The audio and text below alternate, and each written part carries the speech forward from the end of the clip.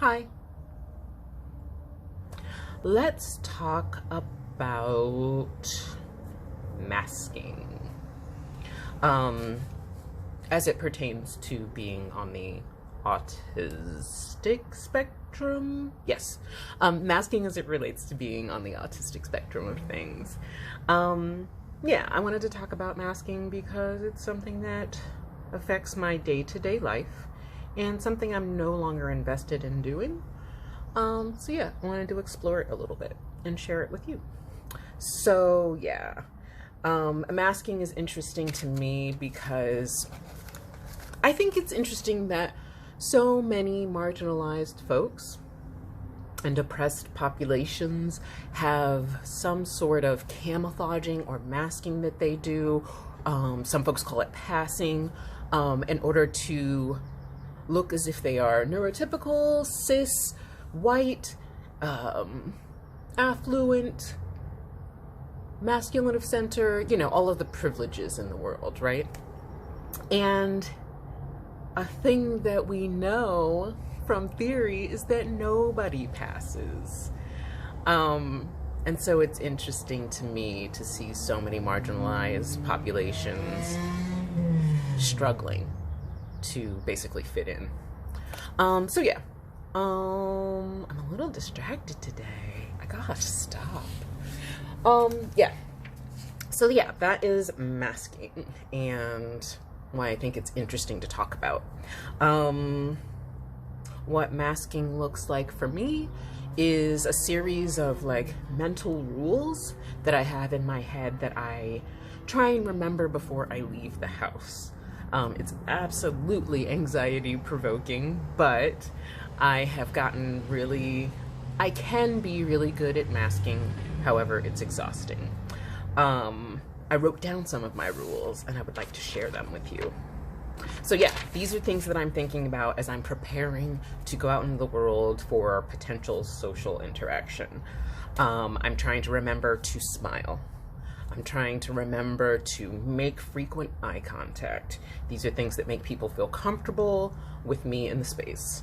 I try not to talk for more than 30 seconds, which means I need to figure out what I'm going to say, edit it down to 30 seconds, and then find out some place to put it in the conversation that isn't all after the fact, if that makes any sense.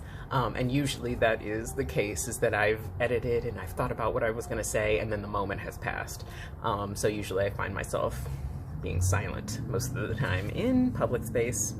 Other rules: remember to mirror the body language of people that are talking to you. Remember to answer the questions that they are posing to you and try and make full sentences, even though they are often just yes or no questions. If you answer a yes or no question with a yes or no, neurotypicals will think that you are rude.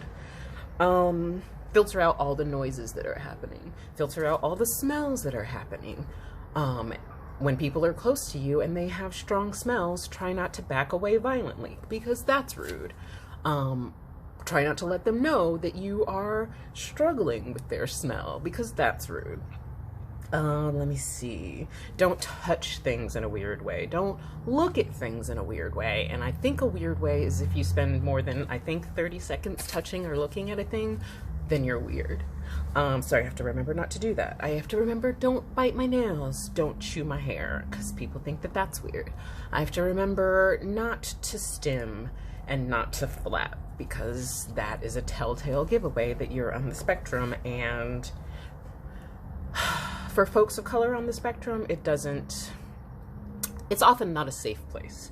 And what I mean by that is that I am right now consumed with this news story that I read about a Black autistic person who was stimming in public and the police killed them because it looked strange. And God forbid you look strange or weird in public. Yeah.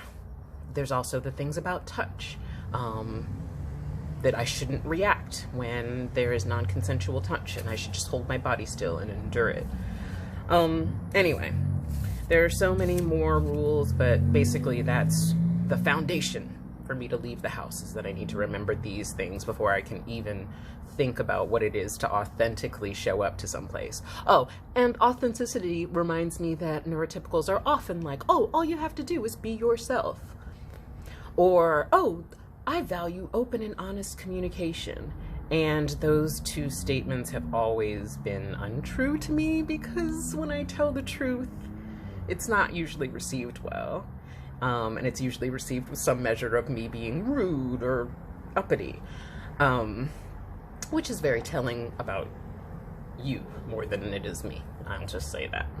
But yeah, anyway, that's my rules. In terms of how masking has affected my day-to-day life, it is fucking exhausting.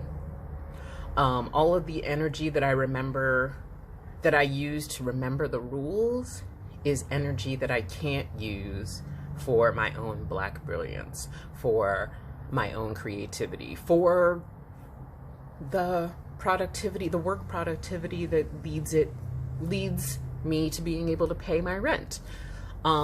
Yeah, trying to fit in social situations means that my energy is, I mean, honestly, wasted on things that aren't really affirming and supporting me and my resilience.